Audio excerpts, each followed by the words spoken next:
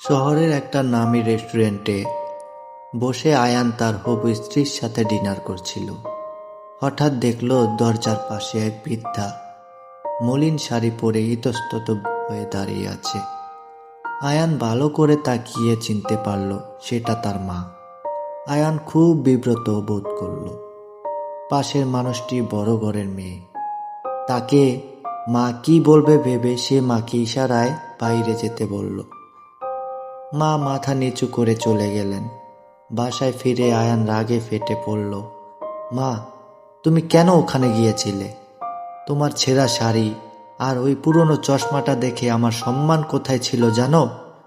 মা শান্ত গলায় বললেন, বাবা, তোর চশমাটা আমার কাছে ফেলে গিয়েছিলি। কাল তো তোর অফিসের বড় ইন্টারভিউ। ভাবলাম এটা ছাড়া তুই তো কিছুই দেখতে পাবি না। আয়ান চশমাটা নিয়ে আরো রেগে গিয়ে বলল, তোমার কি চোখের মাথার খারাপ হয়েছে? এটা তো আমার পুরনো চশমা, আমি নতুনটা নিয়ে গিয়েছিলাম। আর তোমার ওই ঝাপসা ভাঙা চশমাটা কবে বদলাবে? চোখের চিকিৎসা তো করো না, শুধু জঞ্জাল জমা। মা কিছুই বললেন না, শুধু একটু হাসলেন। কয়েক মাস পর মা মারা গেলেন। মায়ের ঘর পরিষ্কার করতে গিয়ে আয়ান একটা ডায়েরি খুঁজে পেল। সেখানে প্রতিটা পাতায় লেখা ছিল আয়ানের ছোটবেলার কথা। ডায়েরির শেষ পাতা একটা খাম ছিল, যাতে অনেকগুলো টাকা জমানো। পাশে একটা ছোট চিরকুট। সেখানে লেখা ছিল, বাবা আয়ান, তুই বলতিস আমার চশমাটা ঝাপসা। আসলে চশমা ঝাপসা ছিল না রে খোকা।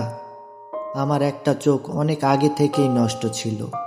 যখন তুই ছোটবেলায় খেলনার বন্দুকের গুলি দিয়ে চোখে আঘাত পেয়েছিলি, ডাক্তার বলেছিল তোর এই চোখ চিরতরে নষ্ট হয়ে যাবে। আমি তখন সহ্য করতে পারিনি রে। আমার একটা চোখ তোকে দিয়ে দিয়েছিলাম।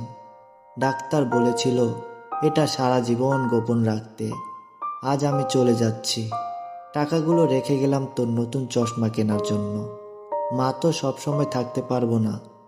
আয়ান স্তব্ধ হয়ে নিজের চোখের দিকে তাকালো। যে চোখ দিয়ে সে পৃথিবী দেখছে তা আসলে তার মায়ের।